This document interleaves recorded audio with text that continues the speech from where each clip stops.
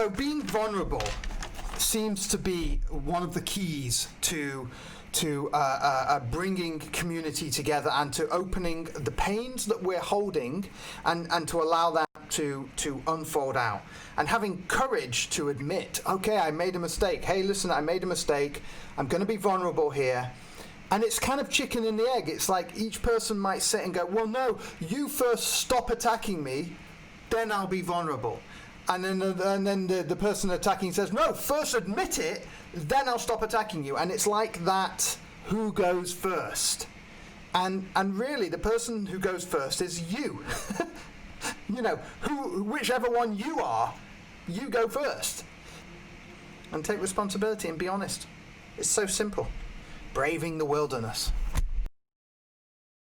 Hello and welcome to another exciting installment of LIC, Live Inspirational Common Unity Collaboration. My name is Markabadi, and it is a pleasure to bring you inspirational, enchanting, wonderful beings of light from all realms of the cosmos, or at least of the Earth cosmos currently. Today we have one of my favorite wisdom keepers, and it's really vitally important that we start to incorporate our wisdom keepers and our elders into our communities. All the indigenous people of the world know this system that our elders have are not only useful but are vital to the thriving recycling of our community, just as youth is vital. It's the same cycle. And today we have Anna-Lena Shama Gustavsson, Shama as she's known, from the Heartland Collective. And she's going to be sharing on how to invest her time and where to put her money. Shama is a physical therapist and a yoga teacher, born and raised in Sweden. She has 4 children who she says are still part of her education and mirror for growth. Shama's motto is a day lived with enthusiasm is a day lived fully. To grow is to fully and deeply take responsibility for one's mistakes, shortcomings, and flaws, being aware of them and acting to fully embrace vulnerability and the fear of not being liked. Shama has more recently invested her life into the founding of an international intentional community with her son Anders at the Heartland Collective, which is close to Nevada City in California. She is the elder of the land. We put that in brackets because she's so youthful and vibrant that it's hardly accessible that she's an elder. But she is. And she brings a deeply grounded, kind-hearted spirit of embrace to the community. You can find out more about her at stretchandbreathe.com or theheartlandcollective.org. Great. So please like and share. Shares are the important bit. Share these. Tag people you know. We're going to have some wisdom communication. So without further ado, let's go over to Shama. Greetings, Shama. Hello, greetings. Thank you so much for having me on.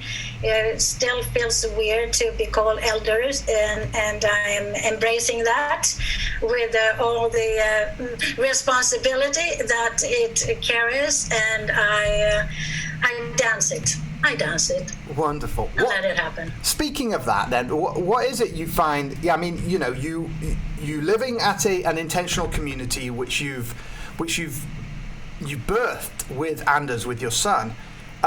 Tell us about how you made that decision, because there aren't many people who when their son or children come to them with an idea of like, hey, mum, let's invest in this land and do this. What was the process that went through your mind when the ideas came up? And tell us about that. Well, first, yeah, that's a really good question, and I have been really looking into that myself. What was meant from the beginning was really to have a retreat place for the family, to have a kind of a compound, kind of come and visit. And I was looking at how I had it when I was growing up. We came to grandma and everybody was visiting there. And then it kind of turned out that it was only Anders and I that wanted to be here. And then we started to have another vision. Oh, let's have everybody else that might not be blood family, but other families that want to come and be together in a collaborated way. And since we all like gatherings and we all like meditation and yoga and dance and growth, we said, okay, let's have this, let's do this. However, it's not just to do this thing, there needed to be money. And that has been a big situation and call it issue for us. And I have put my retirement and my money into it, and when I changed my thought about that into, okay, this is my investment, it's not, it's something that I have control over in some way. Stock market I don't have control over, but I put in money there too, right, and have no difficulties doing that. And so I was thinking, why would I have difficulty putting in my money into Heartland? So when I changed that thought, it got much better, and I didn't feel that it was only me. It was really an investment for the future people that's going to be here. Right. Maybe not for me. Maybe I'm not going to sit under the trees that I am planting, but it will be shade and fruit for others.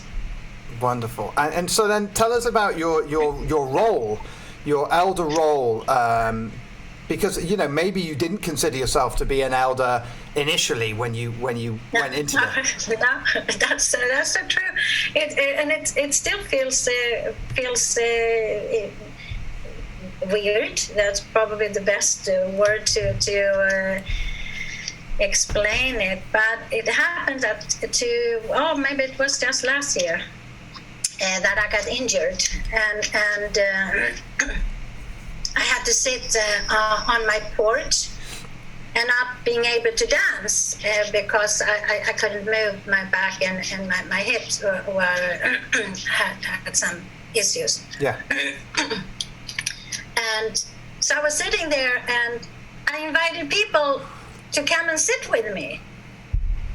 And suddenly it got to be, come and sit at Shama's porch. Right. And it kind of got to be, wow, this is who I am, because I love talking to the people and I love asking the difficult questions. It was so, I felt such a part of that. And I felt the need for people to have a place when you come to festivals or gatherings, that there's a place where I can just sit and talk to someone. Right. And that felt a big place. Have you always been like this? Because I mean, one of my favorite things about you is that you hold this space of listening, and you aren't afraid to speak up as well. It's an interesting combination, because a lot of the elders from the Western world are kind of, it's almost like they're fighting to be heard, and so they're not really listening as much as, say, an elder from a tradition that raises them up and honors them. Did you find that the Western culture instilled in you a kind of fear of not being heard, and if so, how did you come to terms with that? Have you just always been like this? Yeah, that's good. I've always been interested in the power of our own mental power. I'm from Sweden, and I'm really strong mentally, and that has been both plus and minus, because suddenly I held the whole world on my shoulder, because I was not religious. I didn't have a third leg kind of to stand on. And then I came to the United States, and I found that, oh, I don't have to be religious. I can talk about spirituality. And suddenly I got a third leg, and suddenly a lot of heavy weight on my shoulder. I didn't have to be strong. I could ask for help. And that has helped me. And when this asking for help has also been a big pattern that I had to kind of how to say that, I have to accept that I needed to ask for help, because my body has asked that for a long time from me. I had migraines since I was 13, and that was all my body screamed for. You got to get help. And when I realized and combined my migraines and my other pain with, I'm not asking for help. Because when I was laying in bed with my migraine, everything was fixed. Dinner was made, washing machine was laundry was done.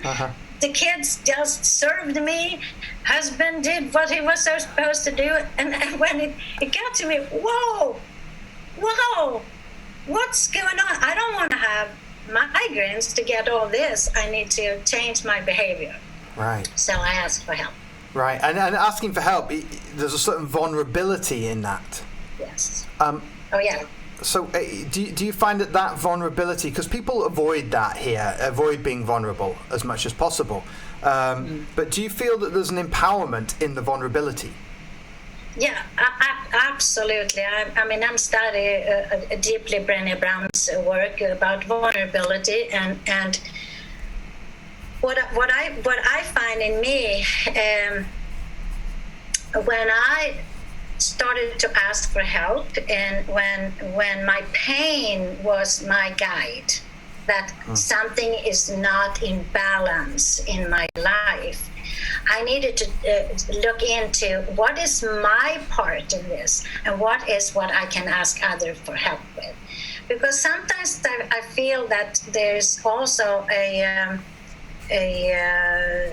way of just asking for help all the time without taking your own responsibility. Right. That I fucked up, so to say.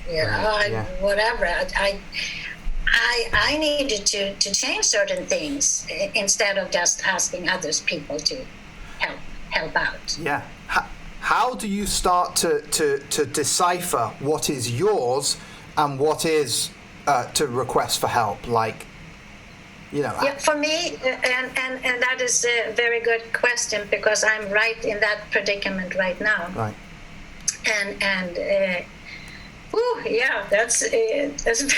That's very emotional. So, what is mine, and what is others? Right. And how can I live with that doesn't matter to me, but I am supporting that by doing certain things. Right. So let me give you the example that I'm right in the predicament I am in.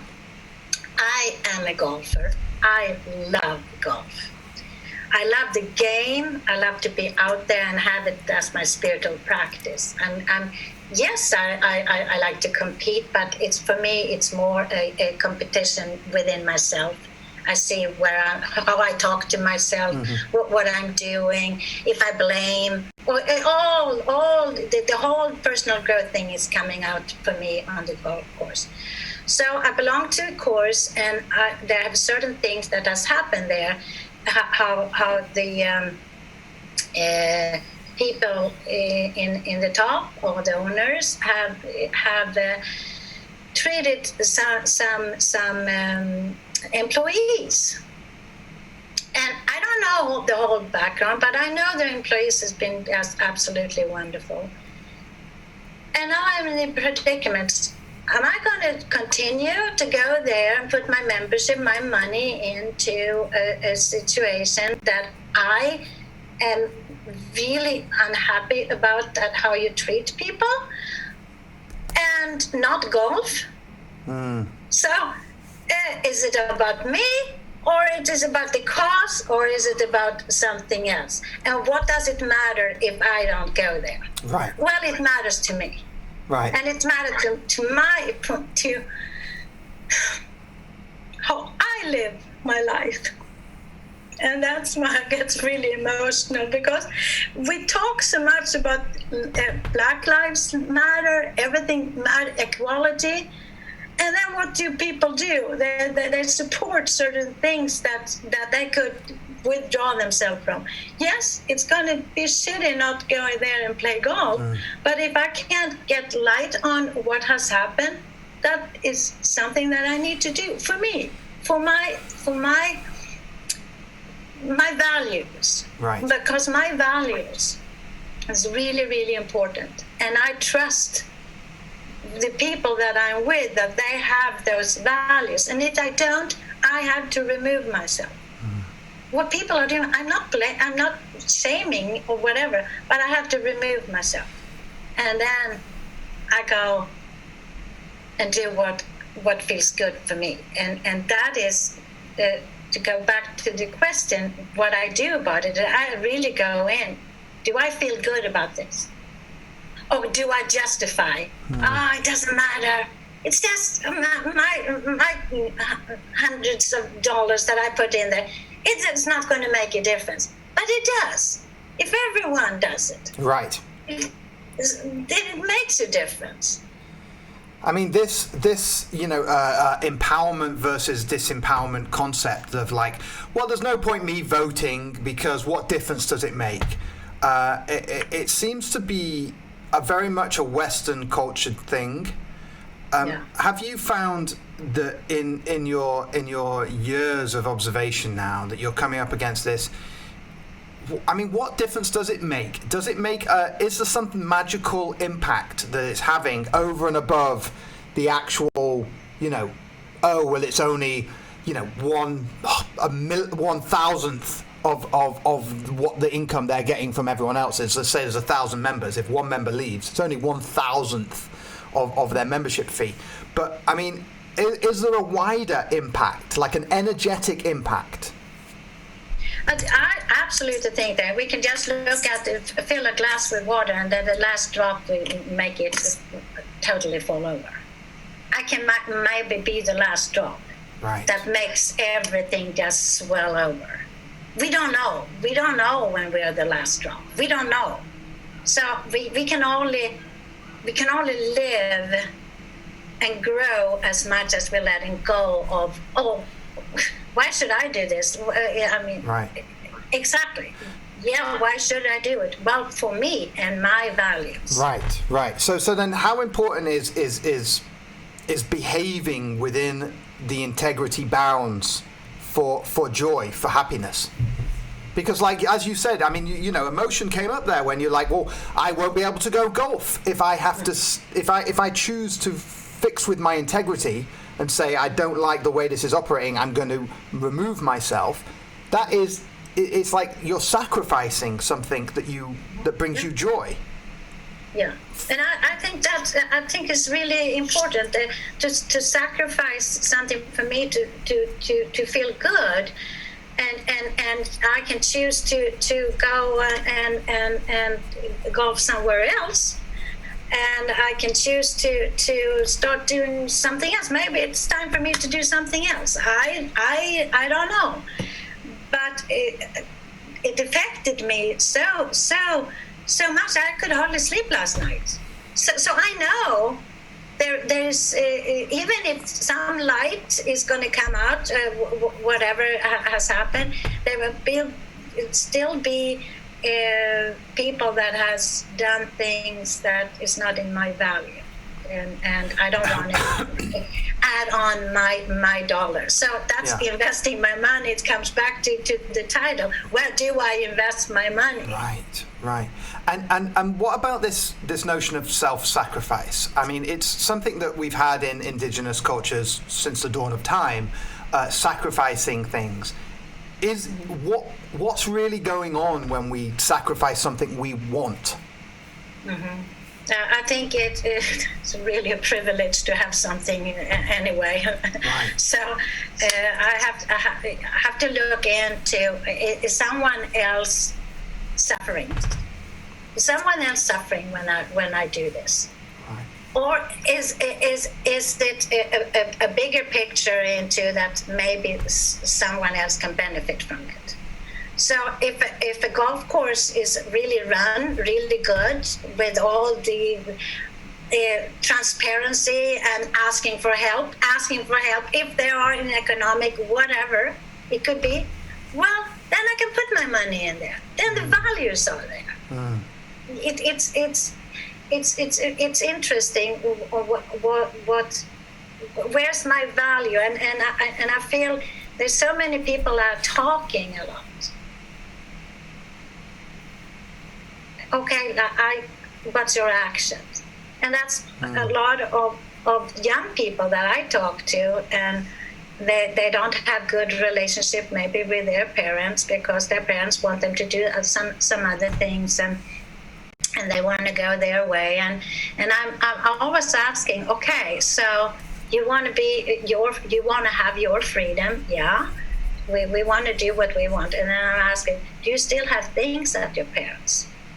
You still have boxes of things that are yours.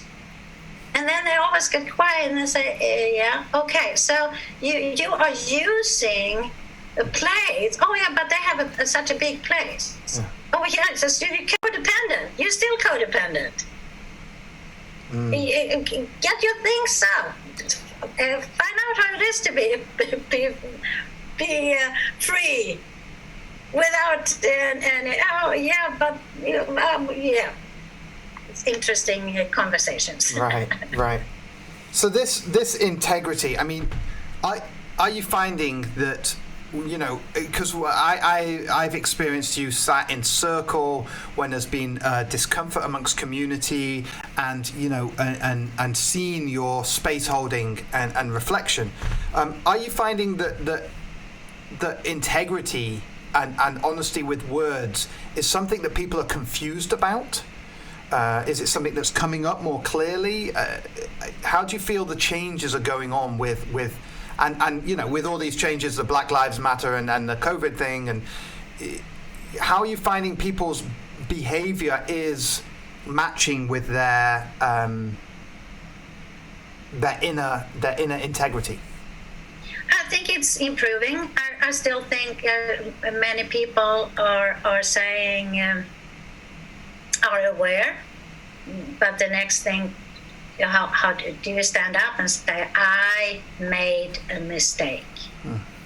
I did not think this over. I was part of something that was not good. It's okay. We all do that, but often the first comes, oh, I didn't know, or I didn't blah blah blah, and not taking fully responsibility that I did something that was not right. And I think most people wants to forgive. We love to forgive people. But when we feel that they're holding on to something that they're not fully standing there, then we get triggered and we get, was that really? Right. When you first say, I apologize, when you say that the first thing, you have to say, I screwed up. I really apologize for that. Then that's totally different, in my opinion. Yeah. There's this interesting dichotomy between wanting to apologize for mistakes, but also not wanting to be rejected, not wanting to be attacked for what you've done, wanting to be safe. So the fear of being rejected. How do you deal with the fear, as you put in your title, the fear of not being liked? Yeah, I mean, it's a constant work. That's constantly something that, because what is, I know when I have been really open on Facebook and shared some very vulnerable things, I had thousands of likes. And when I say something that was really kind of good, well, maybe 10.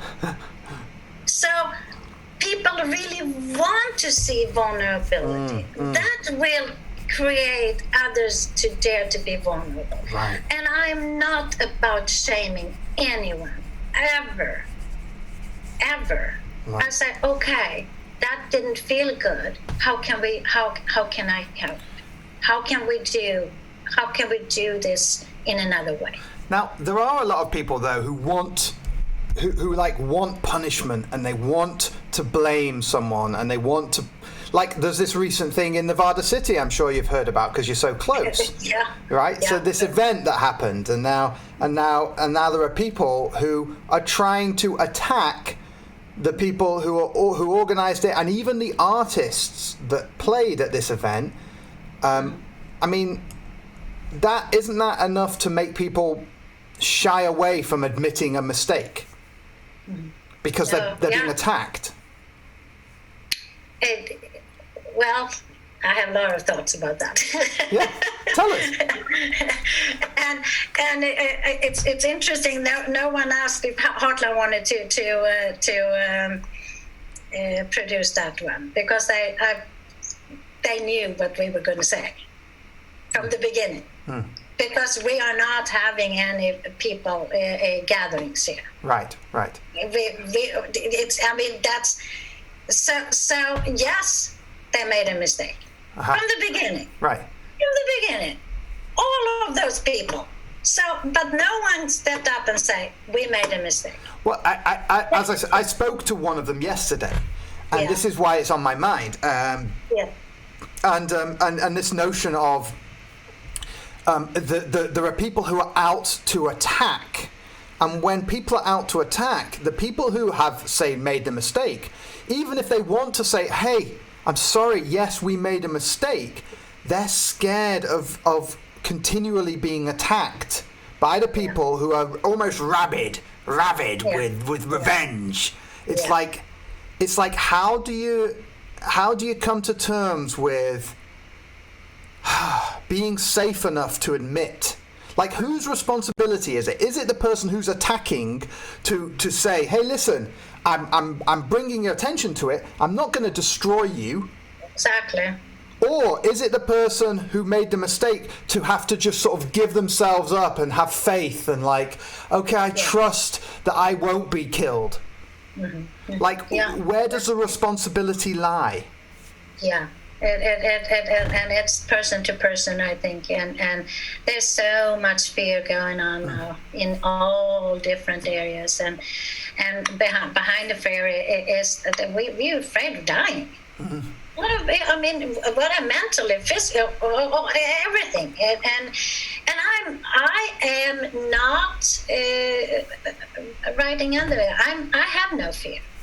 I'm the elder. I'm the one that shouldn't go out there but I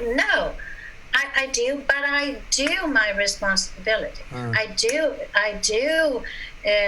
social and physically distance myself with people, and I feel it's really. I talk to our Airbnb guests a lot, because we have them coming here. And we are social distancing, and they have their own kitchen, and I talk to them, and I say, it's a very interesting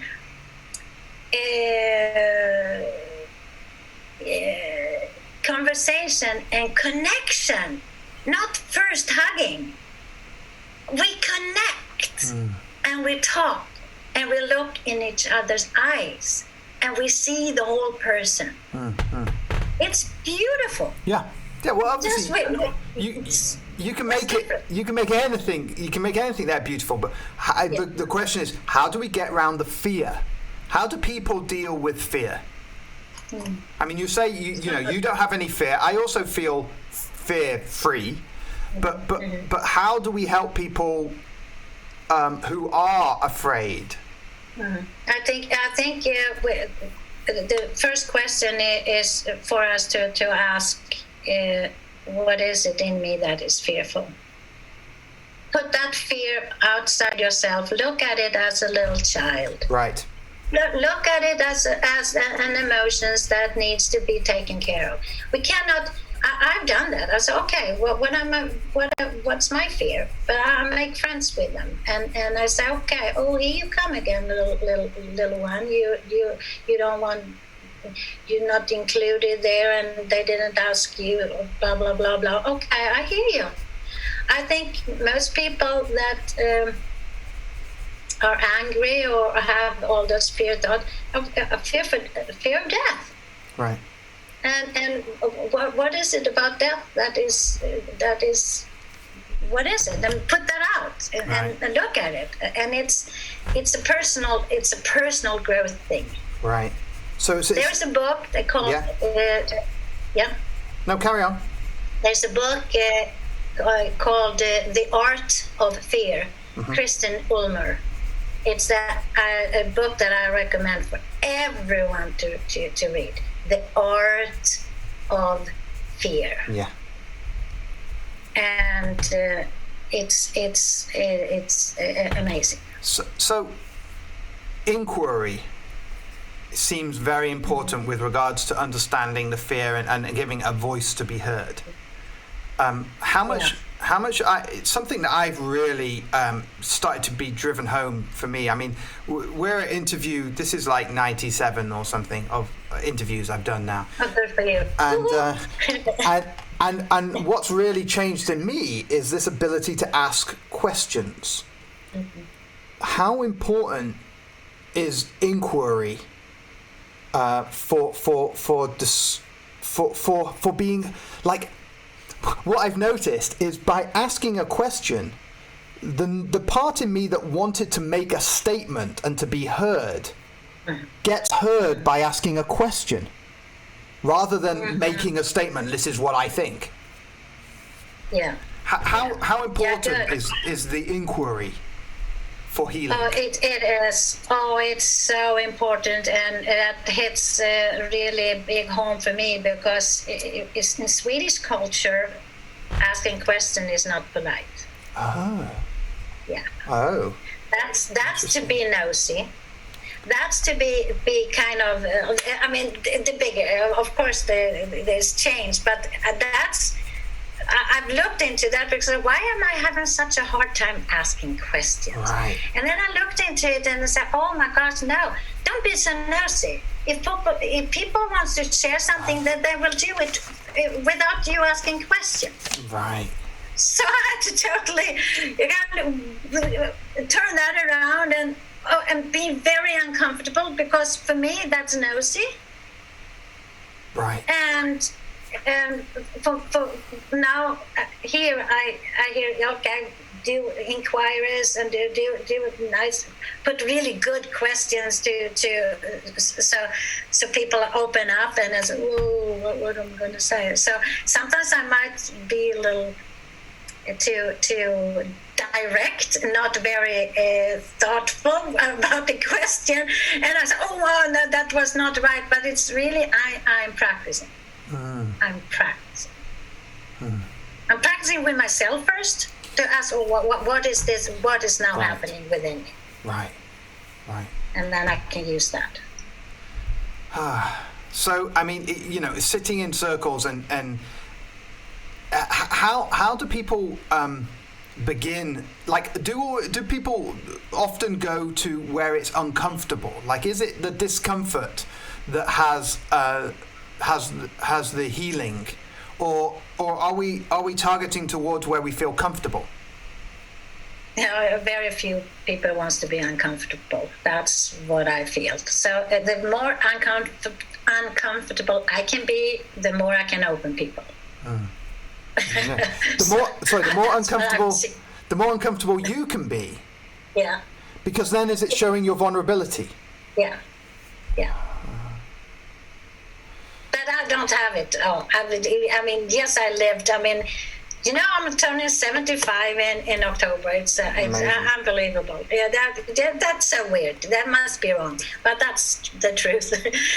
and it's if I can sit there and cry and be really open when I feel that I'm not following my values or something, I stepped. If I can do that, but live this long.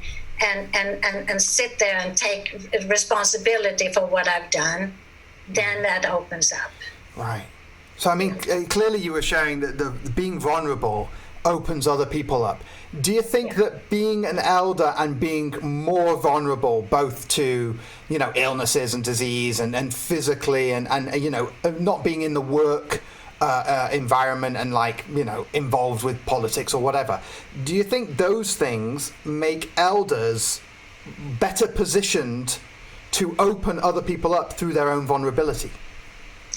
Yes and no. I think people are blaming age and not taking responsibility for that. There is no reason why we should be more vulnerable when it comes to diseases and so on. There is no really reason more than maybe we have not done what we were supposed to do with our eatings or exercise or whatever. It is pointing back to how did I live my life? Right. And that is tough to take. Okay. That is really tough to take. Because you have to take responsibility for your current scenario. Yes. And, you have heard it so many times, and we all have heard it. Oh, it's because I'm old. Oh, it's because I can't do that anymore because I'm old. What? I think it's my mum's go-to line, she's not changing because she's old, Yeah. I won't do that, I'm old. Yeah, exactly. And blame that. And then many people are angry at others when they maybe point out something that they might be able to. Maybe if you look into this, then you can feel a little better.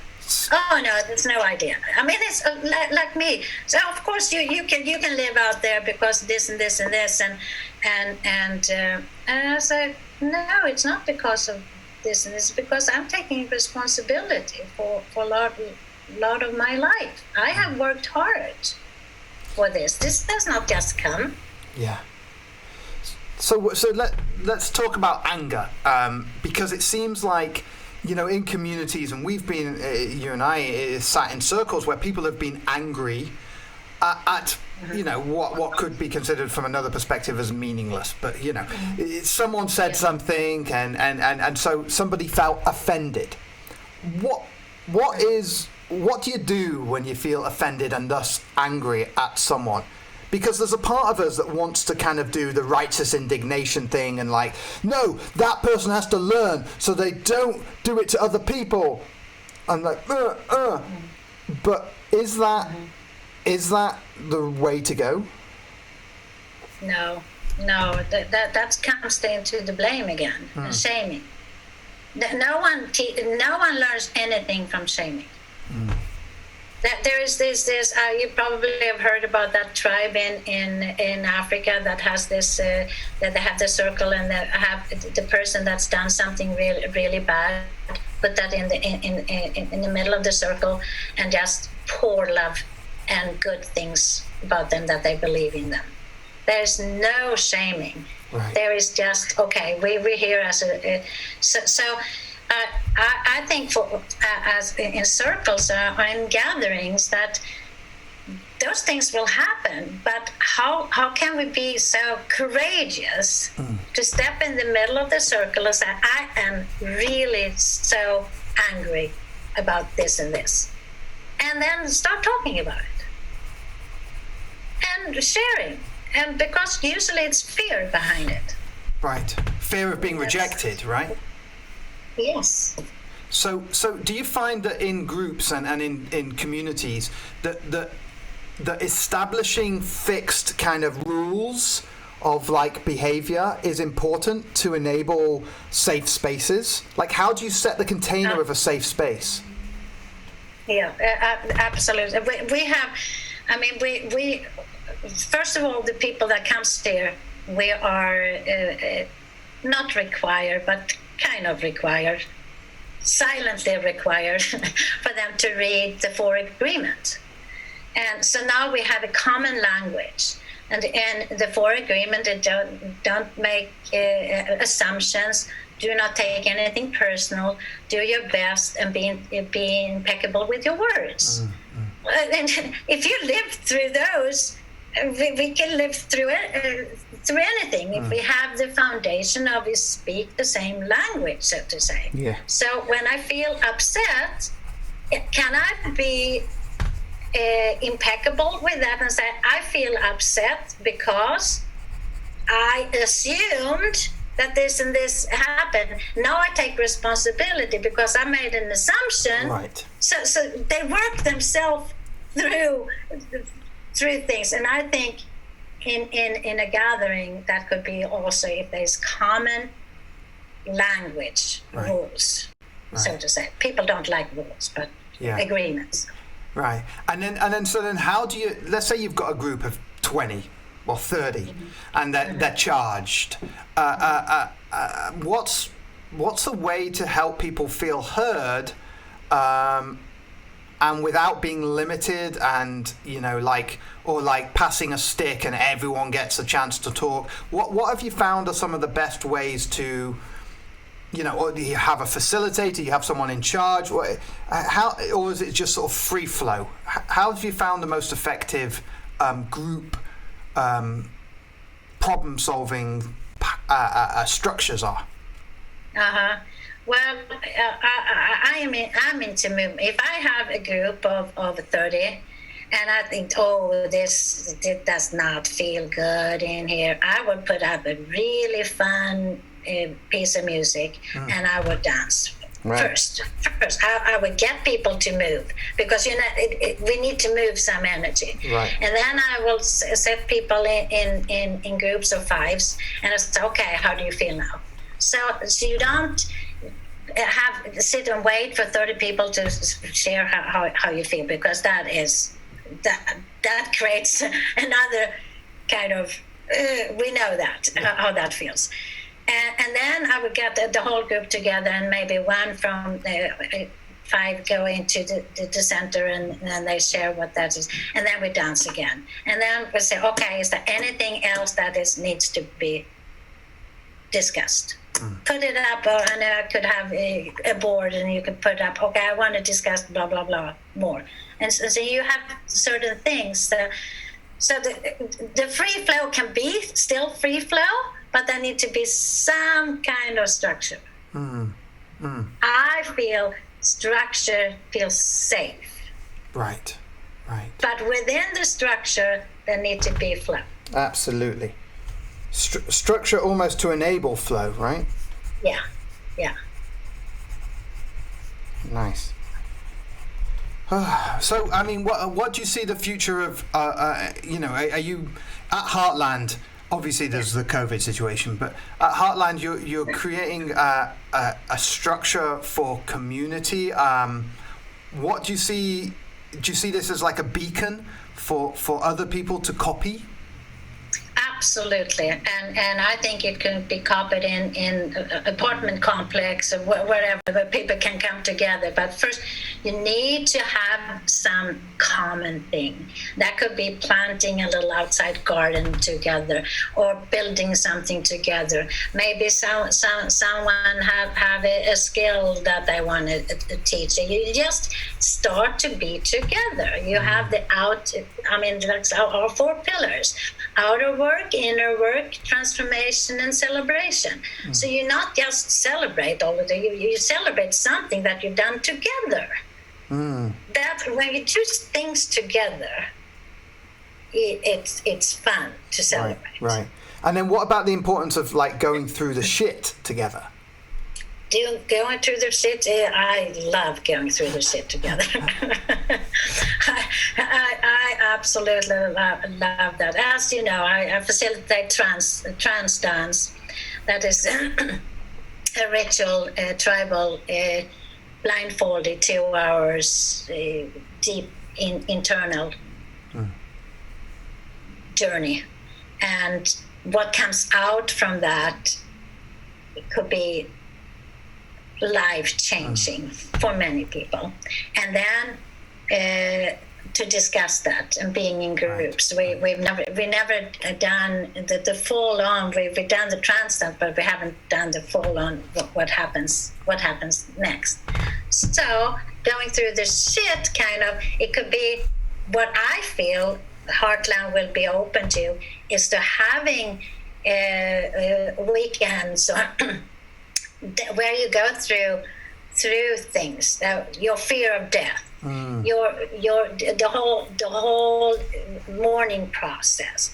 Well, what does that mean? I mean, we have lost so many of our of family and friends now, and there's a body of the pain and grief that needs to be held and talked about. Right. So that I see Heartland being offering safe space to do those things. Right. Go through the shit.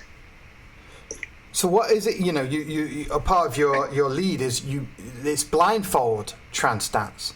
What's going on in the blindfolding? Well, that depends on how much do you dare to open up, because when you're blindfolded for 2 hours, there is nowhere to go and there is no touching. No one can touch you. No one can hold you. You're there in your own world, endlessly traveling backwards and forwards, up and side, or whatever happens. And you get answers if you want them. And they might not be what you want to hear. That might be that you just quit your job or stay in your job or whatever. But you get answers. So I mean, but what is it in the blindfold? It's a surrender, obviously. And there's fear. Well, you take away all the information that comes when we have open eyes and other people's energy, other people's. You see, oh, they don't like me. Well, I can see that on that body language. They don't like me. Oh, they didn't like my move here. Oh, you know, all this, especially when we have the events where there are a lot of many young people, they're looking for partners, and that is number one, even if they don't say so. Right. But hey, be honest. You are in between the 25 and 50, and you don't have a partner. Of course, you're looking for a partner in some way or another. That's number one. In some way or another. Yeah. I think people lie if they don't say that. I mean, even I do. I mean, even if I don't, I do. Right. So it's innate in us to be in relationships. Right. Innate. So then the power in removing our ability to relate to others and to see their judgment of us and to make decisions about how well I'm performing, that offers a vulnerability. Yeah, absolutely. So then again, we're talking about the vulnerability opens up something inside you.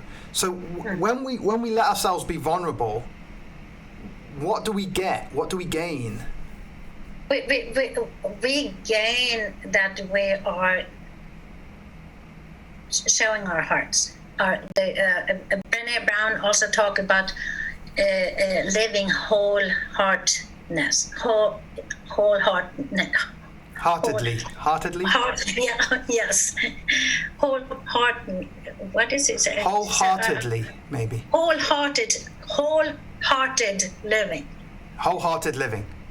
wholehearted living. That is accountability for myself. And the heart is where the vulnerability lives? Yeah, the heart. And the gut. So then how do you... The brain is, we have 3 brains. Brain, heart, and gut. But there are more nerve ends and things in our gut than there is in our head. Right. So we got the gut feeling, we'll trust it. But then the brain says, and then all conditions come in. So hold on, how do you incorporate the brain's feedback to the heart and the gut's instinct? Like, do you just ignore it, say, brain, shut up, get out? Sometimes, maybe, yeah. Thank you for sharing. However, I'm going out. No, thank you for telling me not going out on the street because there's a car coming. Thank you, brain. I really love you. Right. Thank you for taking care. If the brain wants you to be safe. Right. And the brain can only think about what has happened. The brain can only experience what has happened. Right. So it keeps you safe. Yeah. Well, let's say the brain has witnessed and experienced you being attacked for being vulnerable in a group. Like you shared something and then a group attacked you. The brain remembers, yikes, the brain remembers that and then it tries to block you from being vulnerable again because it's trying to keep you safe. What do you do in those circumstances where the brain's remembering something that hurt you? How do you deal with that? I will. What I do is because it of course that happens, and I will say, oh, thank you for reminding me about that. Now we're not in that situation. Or let's see how can I look at it from a different view. But I do acknowledge that it wants to save me, and I acknowledge that this is not the situation right now. I will be curious, asking questions, start breathing a little different, because our breath is number one that comes, it start the shallow breathing and get down to earth, get down to plant myself and really feel I'm grounded. This is not the situation. Why do I want to escape? And that's taking responsibility for where I am right now. Right. Or do I want to be living in the past trauma? Right. So there's a lot of now involved, obviously. Lot of now. And there's no repeats. I mean, even though people are associating it with like, oh, this is just the same as the time I was attacked. Yeah.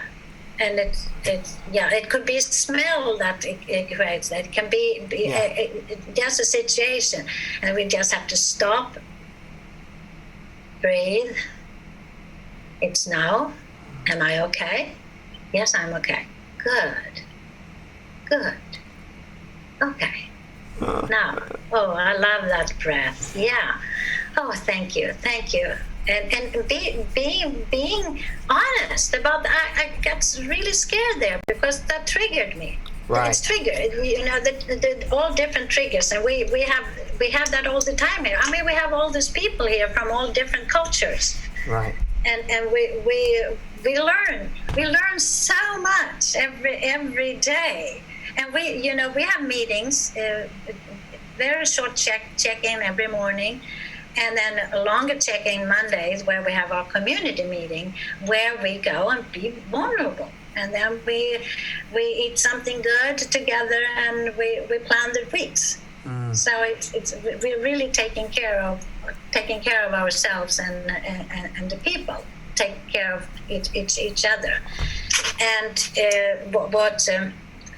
one of the books that we read here too is also Braving the Wilderness. And that's also Brené Brown's. and it's an acronym.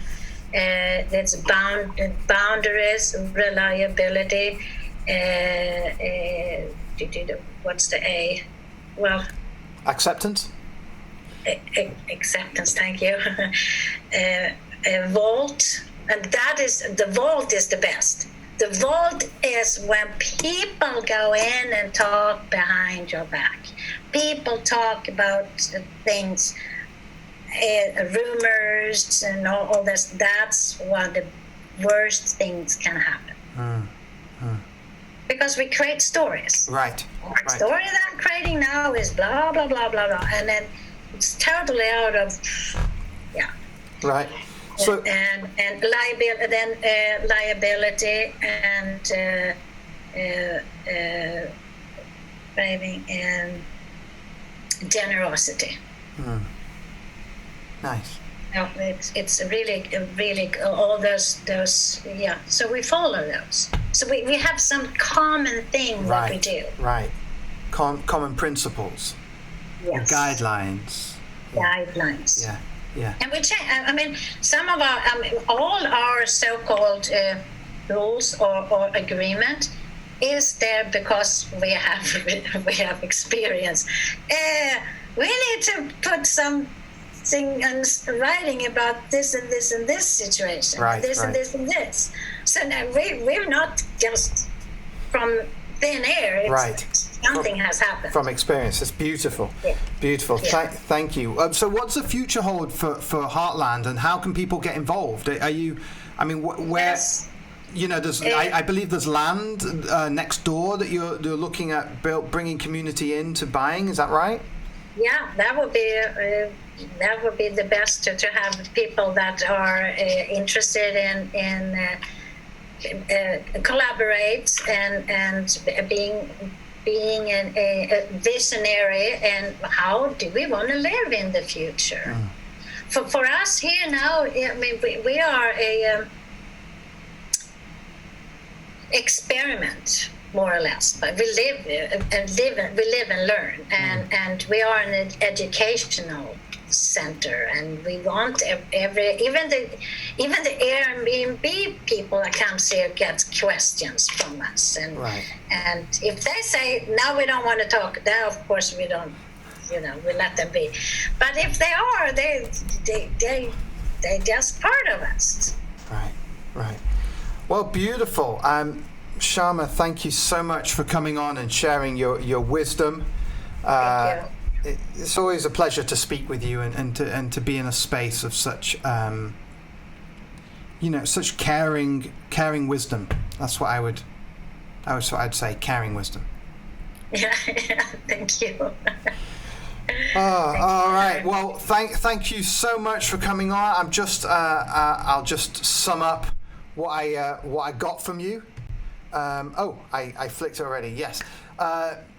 Wow. So being vulnerable seems to be one of the keys to bringing community together and to opening the pains that we're holding and to allow that to unfold out, and having courage to admit, okay, I made a mistake. Hey, listen, I made a mistake. I'm going to be vulnerable here. And it's kind of chicken and the egg. It's like each person might sit and go, well, no, you first stop attacking me, then I'll be vulnerable. And then the person attacking says, no, first admit it, then I'll stop attacking you. And it's like that, who goes first? And really, the person who goes first is you. Whichever one you are, you go first.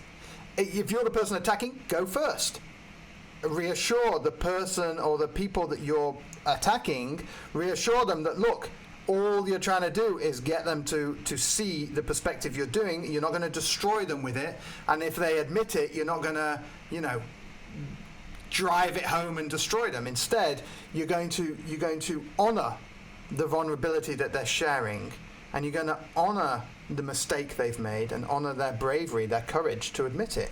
And vice versa. If you have made the mistake, hey, be vulnerable and admit it, and trust. I think trust is an important factor here.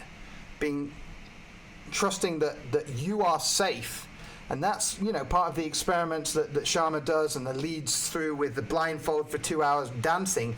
You have to trust. You have to trust you're safe. You're not going to fall off the edge. You're not going to bump into someone, get elbowed in the face, or someone's not going to come and do something to you without you being able to see. So there has to be a trust. And for that, we're taking back, breathe, the breath.